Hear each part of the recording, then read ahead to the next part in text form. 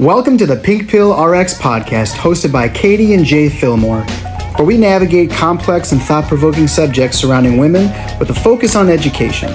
For shorter form content, follow us on TikTok at Caters88. That is KATORS88. If you enjoy this podcast, please give us a follow.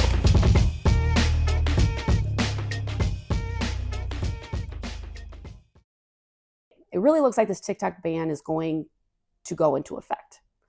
Now, TikTok has been a source of income for us since April. That's why I'm able to spend so much time on content and push it out and push it out. And we're able to do this podcast and the whole thing.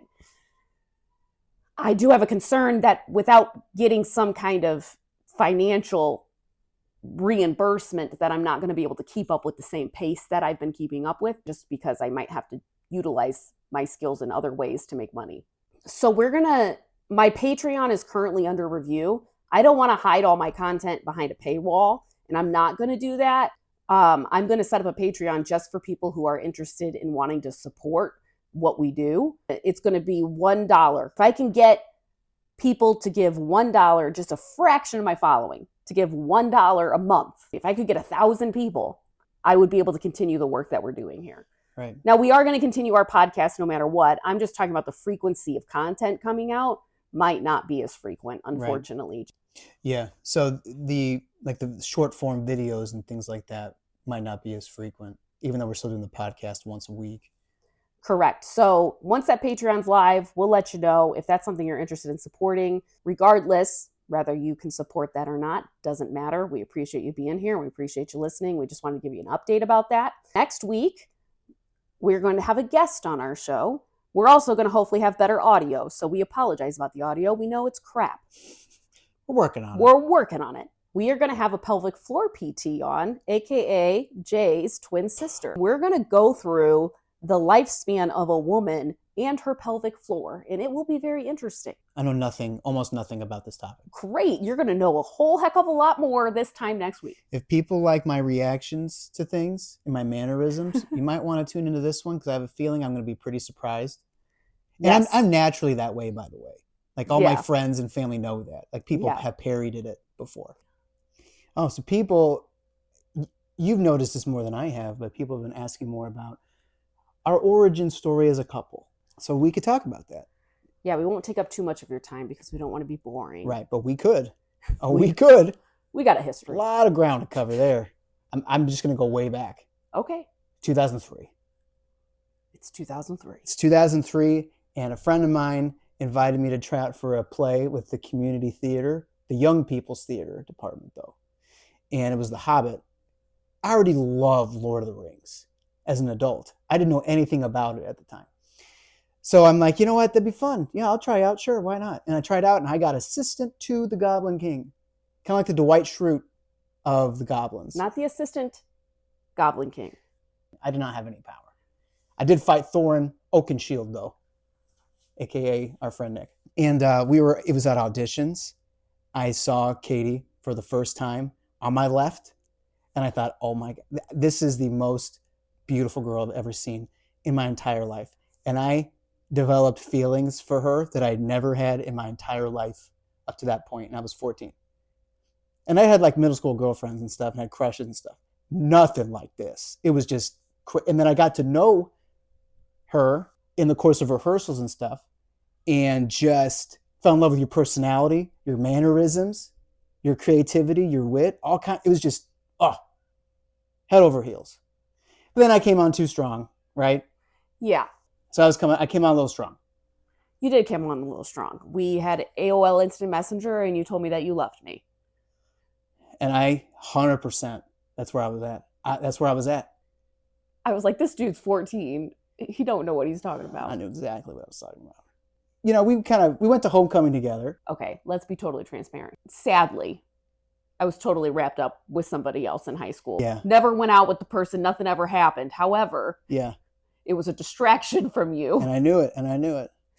And that is, in retrospect, very sad. But we did go to homecoming together. Yes. And then in high school, we dated briefly. A brief stint. I didn't want to title it. Yeah. You didn't want to title it. I remember that. Label. No, you used the word label. You want to label. I didn't want to label it. Yeah. We dated for 2 whole weeks. It was 3. I'm sorry, 3 Thank whole you. weeks. Yep. And then I broke up with you. Yeah. Oh, that was rough. Yeah, it wasn't my best decision. Yeah, so you weren't my biggest fan after that, obviously. Yeah, we weren't really, we didn't really hang out in the same groups very often either. No. Like we had the same friend group, but we didn't see each other very much. However, you have a twin sister, and your twin sister is my best friend.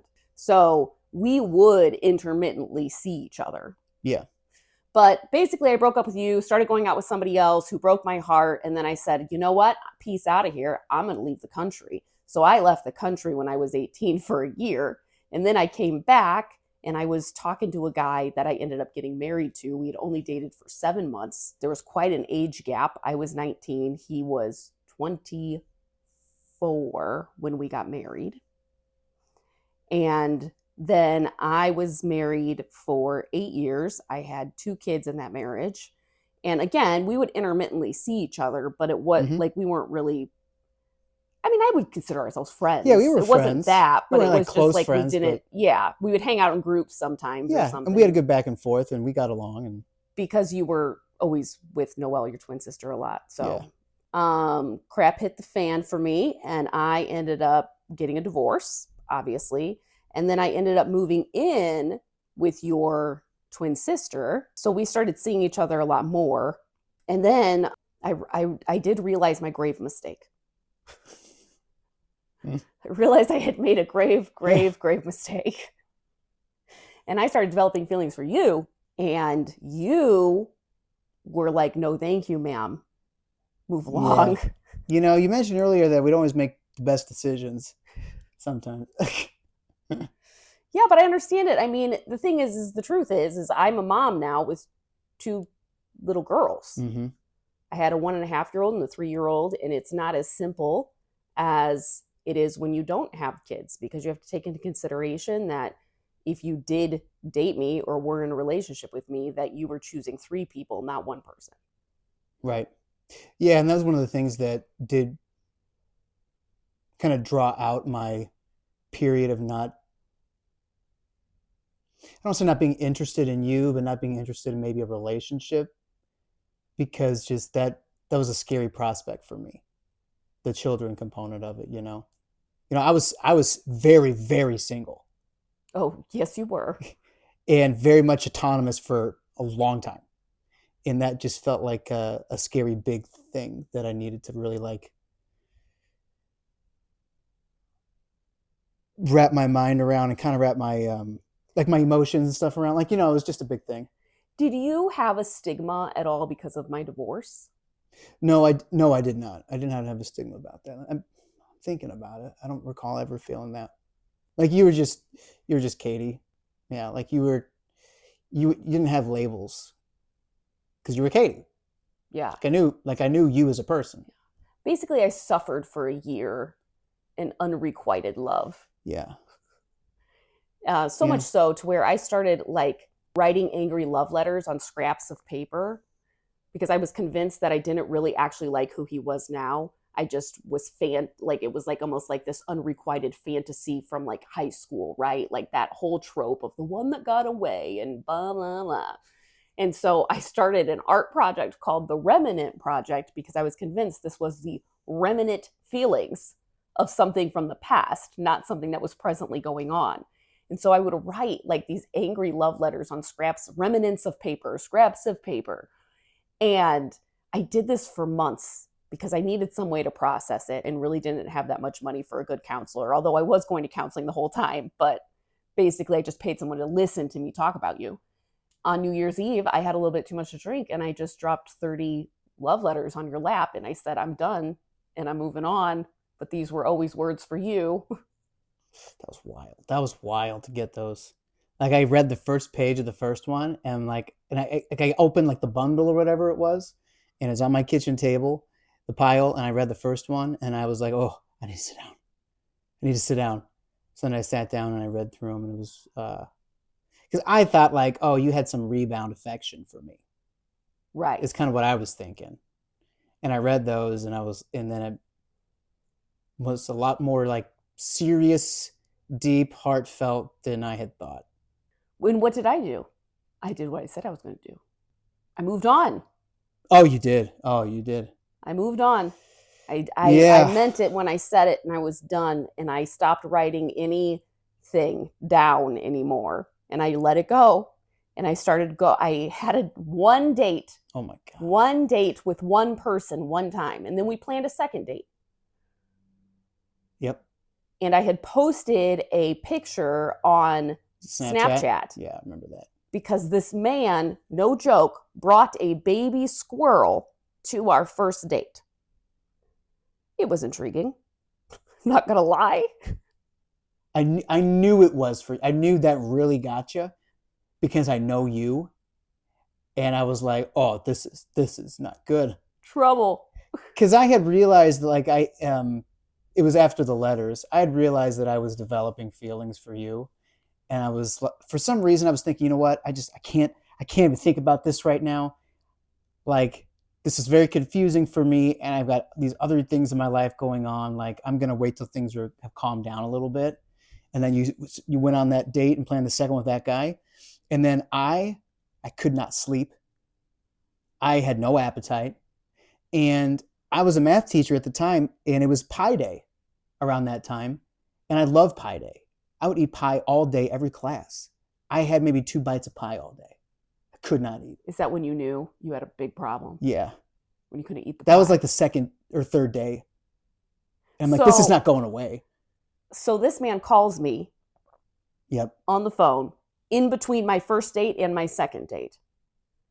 And tells me this. I couldn't even eat pie today because I'm just sick over this. I'm afraid we're going to lose our friendship. You're not texting me as much. We're not hanging out as much. And I'm like, well, yeah, duh. Like I'm paying attention to another man in my life. And I said, do you like me? And you said no. And I said, well, I feel bad for you because you're in love with me and just don't know it and won't admit it. And you know what? In hindsight, it's very interesting because my body is obviously telling me how I feel about you. But my mind and my body have been so divorced emotionally from each other. Right.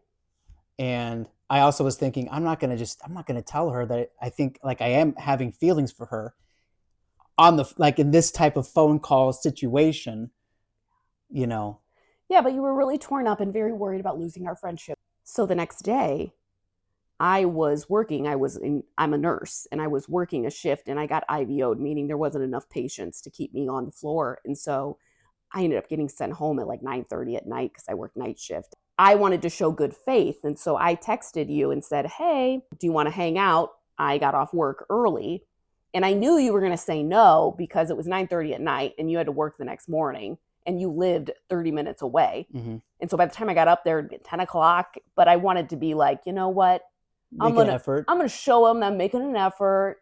And then when you said yes, come over. Enthusiastically, I was like, what does this man want to do at 10 p.m. at night? And then I went to your house, and I will never forget it. You said, you might be really mad or you might be really happy. But I think I do have feelings for you. And I was a mixture of both. Yeah, understandably so. And it wasn't the timing. It wasn't because it had been so long. It was because now somebody else was involved in the equation. Mm-hmm. And now I had to not go on that second date, and I had to talk to that person. Yeah. And that made me feel really uncomfortable.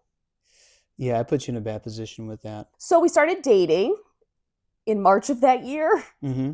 And then you proposed in August of that year, and we were married in December of that year. Yep. Boom, boom. It was a whirlwind. Yeah. But it was the best decision. Yeah, it's been a great 7 years.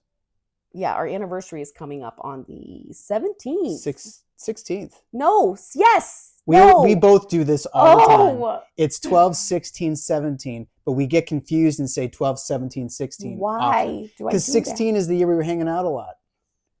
Like that's the year that we kind of reconnected when you moved in with my sister. Yeah, maybe. For the record, we both do confuse 16 and 17. Don't Man. need any trolls coming and saying, "Oh, she can't remember your anniversary." Usually that role's reversed, isn't it? Yeah. That was 2016 was a hard year for me. Yeah, it was. Newly divorced. I come from a very religious conservative family. Divorce is not in our vocabulary. You know, people quote unquote don't believe in divorce. And I quote unquote don't believe in bad marriages. So we were at odds when it came to that. It's like, you can't not believe in divorce. Like, that's such a stupid thing to say. Yeah. It's not Santa Claus. Yeah, it exists. It was a really bad 8 years of my life. Yeah. And so then I finally get like the strength to get out. So I had my family that weren't like super supportive, but I also didn't have like friends, and I had nobody to commiserate with because I had been so isolated during that time too. Yeah, like it was hard because it was hard to even find people to help me move out of my house. And then I had family coming out of the woodworks demanding like, what happened? And it was an interesting double standard that emerged that I see between single moms and single dads. Single dads are like praised as like superheroes for fulfilling basic parenting duties. And single moms are judged harshly and were like perceived as less capable and less responsible, and almost like single moms, it's your fault for being with the wrong dude. Yes. And for single dads, it's like, you're a victim of trickery. Good thing you got out. I was just going to say those exact things. Totally agree with you.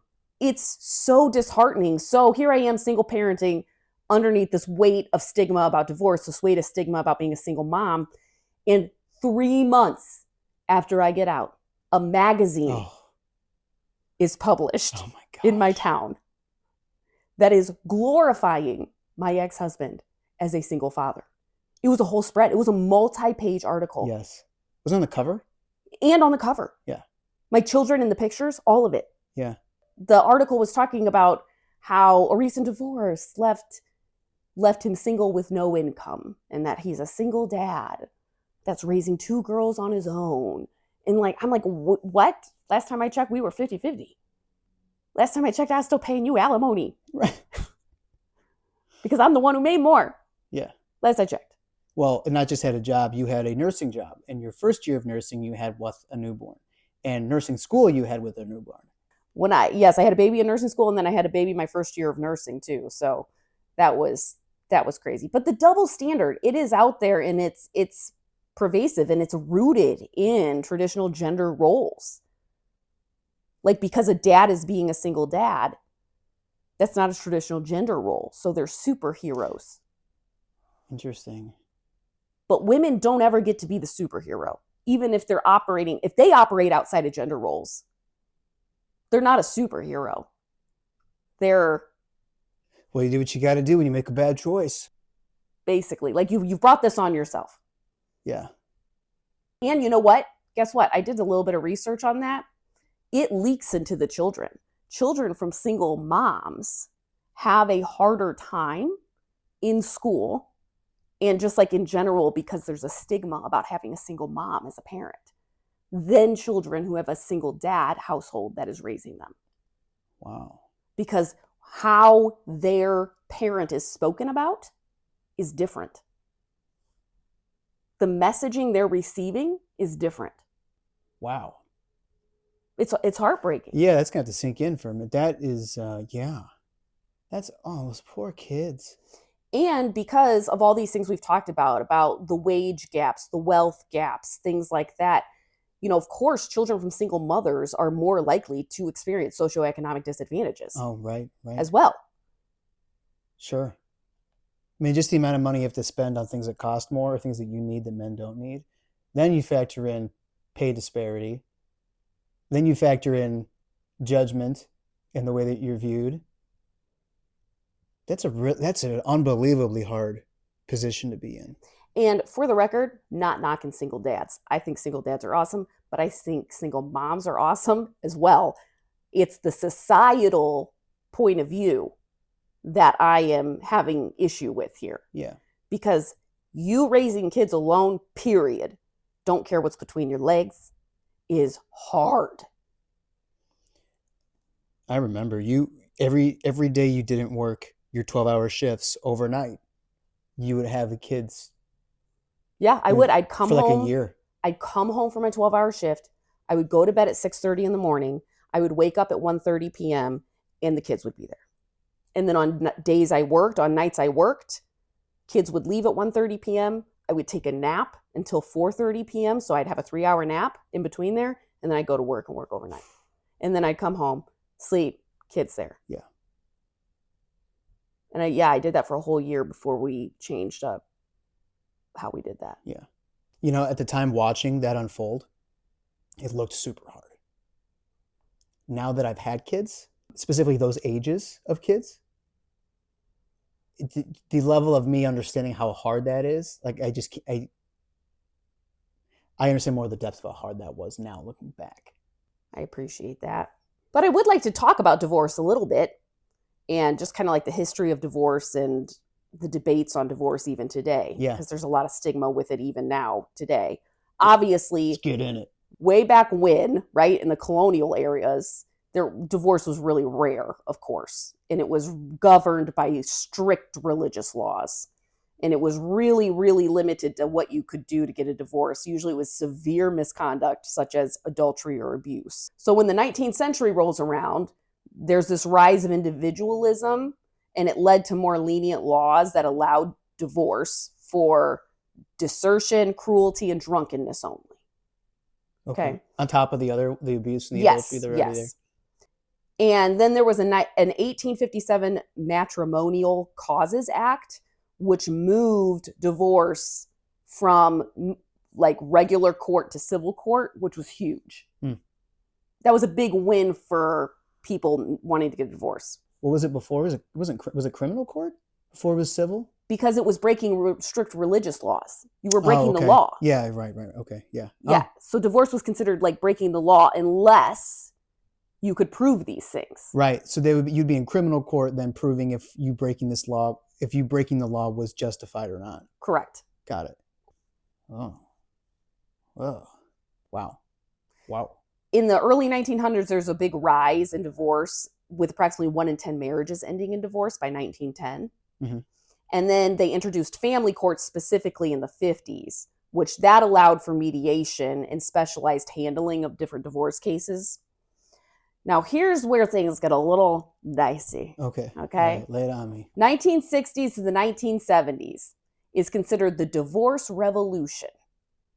Rates doubled from 9.2 per 1,000 married women in 1960 to 22.6 in 1980. And why that was is because it was the introduction of no-fault divorce laws, which allowed couples to separate without proving wrongdoing, significantly increasing accessibility to divorce. Yeah. The first state that implemented no-fault divorce was California in 1969. Ronald Reagan is who signed that into law. Okay. Later on in his life, he expressed that as being one of his biggest political regrets. Oh, okay, wait. Of signing into law instead of vetoing no-fault divorce federally? No, not federally. He was the governor of California at the time. So he was the governor of California at the time. So California was the first state to introduce no-fault divorce laws, and then other states started to adopt it, okay? Because it's a state level thing. This is not a federal thing. Okay, yeah. This is per state. And there is 17 states currently that no-fault is the only option. Like, they don't want to hear your crap. Mm-hmm. We don't care what happened. Like, you're wasting too many resources. Let's just divide it up. We're just going to, So there's 17 states now that don't even have fault divorces now. Mm-hmm. So this spread, but I thought what was interesting is that Reagan is quoted as this being a decision that was a decision that he regretted because it made it too easy to get out of marriage, and it diluted the commitment of marriage. Before you said that, I was thinking to myself, okay, Reagan, that was a good move. That was okay. And then you said he regretted it. And I'm like, oh, there it is. No-fault divorce laws are really criticized and critiqued because they claim that they contribute to higher divorce rates, which with higher divorce rates, they say that that alters the societal views of marriage and like the covenant of marriage and the contract of marriage is then therefore diluted. Okay. Because the more frequently you get divorced, apparently, the less marriage means. Okay. So we're just going to keep people trapped in bad situations instead? Yeah. Like, right. So here's what's interesting is before the no-fault divorce laws, women could file divorce primarily on grounds such as adultery, cruelty, disassertion, or bigamy. Those were the things. But the legal system was heavily biased. Women often had to prove not only adultery, but also an additional offense, when men could just seek divorce solely for adultery. But women were required, basically because of court bias, that they had to prove something else in addition, because it was so just a known, it was such a regular thing that men were unfaithful. mm-hmm. that became So it's less too easy? of an issue. Just too easy to get a divorce It just then? became less of an issue. That's just what boys will be boys. Okay. So what else did he do? So what? So what else did he do? Right, but you better not allow no fault, because then that's going to really affect marriage and how people view marriage, not the cheating that was going on from men at the time. That's not affecting the view of marriage. We're not going to talk about that. No. Research shows that those states that adopted no-fault divorce laws experienced an 8 to 16% decrease in female suicide rates and a 30% reduction in domestic violence. Speaks for itself.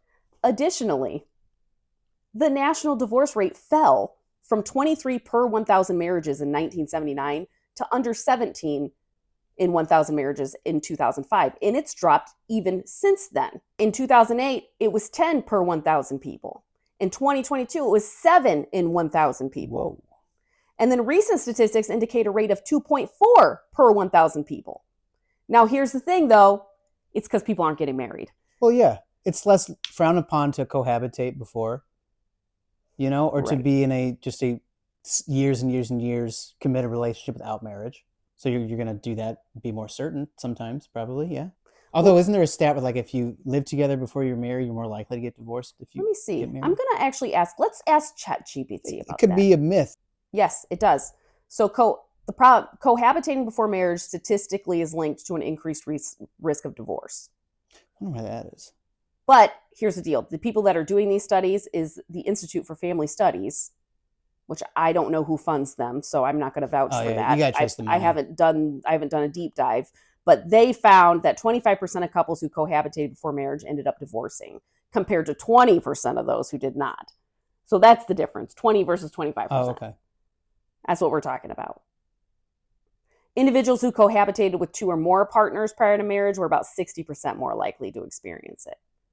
They do say in this research that it does reduce marital satisfaction and that there's this thing called cohabitation effect. It's a phenomenon referred to that suggests that living together before marriage can lead to lower quality marriages and increased instability in marriages. Do you think it's because like when you move in together, that's your honeymoon phase? When you get married, you don't have the honeymoon phase in the actual marriage part I do of the feel, relationship? I don't know, because we didn't live together prior. Mm-hmm. So I don't know what that would feel like. But I would imagine that it would feel honeymoony when you first move in together. Yeah. And that bonding that takes place. Yeah. So you have it, just not in the context of the marriage section. Yeah. So currently, the number one cause of divorce is cited as lack of commitment. 75% of individuals attribute their divorce to that factor. And financial was only 22% in this study. Oh. I went on a side saga tangent when I was looking into this because of how frequent infidelity happens and how that was just kind of considered the norm way back when. Has it really actually changed? I was curious to know. 45% of married men in this particular study had participated in emotional infidelity. 35% of women participated in emotional infidelity. 20% of married men were physically unfaithful, and 13% of women were physically unfaithful. However, they say somewhere around 60% of people in general throughout their relationships cheat. So this isn't necessarily just marriage in that particular frame. This is just throughout your years of relationships. That is a very high number. That's an unnerving number. Maybe I'm just naive for thinking it would be less than half with that final statistic. And the percentage, was it 45% of men that were emotionally unfaithful and 35% of women? Women overall will be unfaithful 40 to 55% of the time. Like, when I'm saying the time. Over the course of all their relationships? Yes. Okay. Over the course of all their relationships. They peak between the ages of 18 and 29. So, of course, it's when they're younger. Mm-hmm. This is where it gets kind of interesting, too.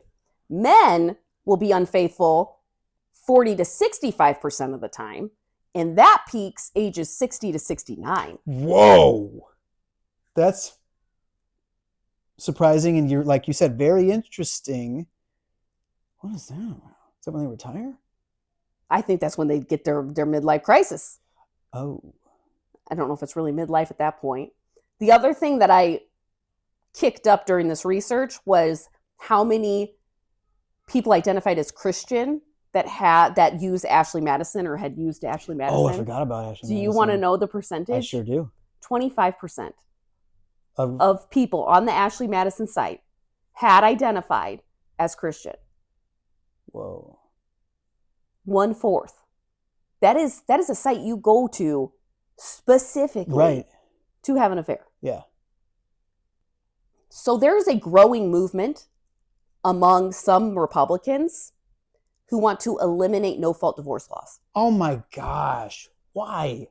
Well, from the words of J.D. Vance, no-fault divorce laws allows individuals to shift spouses like they change their underwear, and he calls for a return to more strict divorce laws. Oh, I cannot believe that our vice president-elect said that, and that is the mind.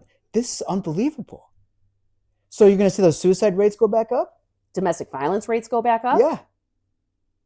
Well, they want to implement something called covenant marriages. What's that?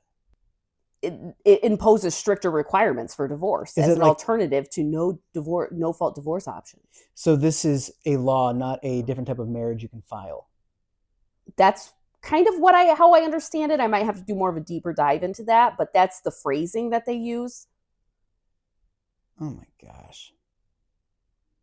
But the removal of that is going to disproportionately harm women. Oh yeah, of course. And children.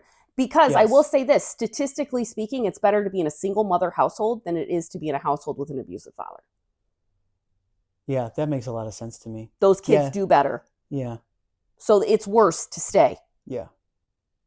Like, at least on a statistical level, it's worse to stay. That whole 2-parent household, no matter what thing, that's not a thing. Yeah, it's not no matter what. No, it's not no matter what. So they want to, re-legislate? Well, no, it's a state-by-state thing. I mean, federal government has ruled on marriage before. Same-sex marriages they ruled on. Yeah, why did that go federal? Because it's marriage-related, so I wonder why that went federal. Well, why did that go federal and we don't have child brides going federal? Yeah, right. Why is it illegal to have sex with a 16-year-old when you're 25, but it's not if you're married? Right. That's not considered a sex crime anymore. Right. Because that was what we talked about in our last episode. Yeah. Why is that? I mean, why are we focusing on this stuff? Yeah. Yeah. There's bigger fish to fry. Grown, consenting adults who decide they don't want to be in a relationship anymore. Yeah. You want to legislate that they have to stay in that relationship, but you're not willing to legislate that children can't get married? Yeah. That's horrifically backwards. I do not like that at all. I do not trust legislators or people in the executive branch that would prioritize that, the getting rid of no-fault divorces. You prioritize that over ending child marriages. You have priority and ethical problems. And their argument, which is that no-fault divorce increases divorce rates, is BS. Because it's going down. Because it's going down. But I'll tell you what, there'll be a false decrease in those rates. If they ban no fault divorce, there'll be a false decrease in those rates that have nothing to do with that because people are just going to choose not to get married. Yeah, totally. It's too risky. They're already choosing not to get married. Yeah. Isn't that part of the problem, according to a lot of fundamental Republicans? Mm-hmm. Is the sanctity of the family has been broken down? That's going to break down the sanctity of family even more. There's not really thought through cause and effect and wider implications, often by politicians. Like, for example, No Child Left Behind, from being an educator, like that was a colossal, epic failure. But you don't say more about that. Because, okay, I'm going to try not to butcher it. Don't come after me, people. Don't come after me. Well, he wasn't prepared to talk about this I was today. not. However, a lot of No Child Left Behind involved a lot of standardized testing and meeting benchmarks. Okay. So, well, one, it transformed education to be teaching to the test, which really hurt education and really hurt learning because you have to meet these standards. We have to drill these skills into you to meet these standards on these tests. And so broader things in education then were not really taken as seriously, like the fine arts or things that are like blue collar classes, like I'm going to say we never had this, but like a woodshop class or like career center stuff. Okay. The trades, those types of things not emphasized as much because you need to get these test scores up. And then you're always like lowering test score standards too, so your students can actually meet them. And funding is tied to like test scores and just like a whole bunch of stuff that was led to all of these bad outcomes, like worse outcomes than if you would have not put that in place in the first place. It didn't help anything. It just made some dysfunction happen. As a educator, how stressful was that? A lot of what was harped on by administrators, at least at the main school I was at for a long time, was test scores. And you would have monthly meetings about test scores. And I would be judged as a teacher. Or if my cohort, if their scores went up enough from the last test to this test. So kind of like a looming cloud in the background. Like if they don't go up, I'm going to have, and I didn't have a union at that school. And so if the test scores didn't go up, I knew I'd be having a conversation with administration about it. And if things didn't get better on the pace that they wanted, I might not be offered a contract for the next year. Why did you ultimately end up leaving teaching? It caused a lot of like emotional distress. Why? I remember a big thing that I just couldn't overlook anymore was like I loved the students and I loved teaching them and I loved relationships with them. But I could no longer overlook that the majority of things that I had to teach would not help them in their lives. And I taught mathematics. And I wasn't given the space to be able to teach math in other ways. Like I wanted to teach about taxes. I didn't learn how the tax structure actually worked till I was like 30. I wanted to talk about investing. I wanted to talk about how insurance works. I wanted to talk about student loans and things like that. But I was never really given the space because I had to teach these skills for these standardized tests. And eventually it became distressing to a point like I wasn't aligned anymore. And just, I didn't like being micromanaged by administration or given, this is something you've taught me, or the environments were often high challenge, low support. Mm-hmm. So I'm given high standards to meet, but not offered the best tools to be able to do that. And that's stressful in and of itself. And that creates a fear-based culture. Yeah, I wasn't teaching out of my confidence and strength. Instead, I was teaching out of like, okay, I need to be able to get these things done. I have to get through these different content areas by this date, and they have to have mastery because the test is going to be here. And there's no room to teach things that students would use more practically. Now, I will say, when my students would ask me, when am I going to use this in real life? Oftentimes, there was not a direct application of that skill that they would be using in real life.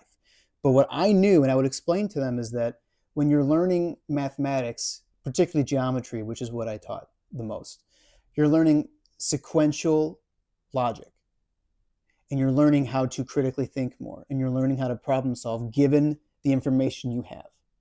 And that's a skill, that's a thought process that's going to serve you well in anything you do the rest of your life. And that is where math can really be helpful, even if you don't use the skills. But the actual skills, I'm teaching you how to graph a parabola, but I don't have time to teach you about how the tax structure works or how student loans work. and the interest on those and things How to like get a that. mortgage. How to get a mortgage, why certain different mortgages are more beneficial than others. How does credit work?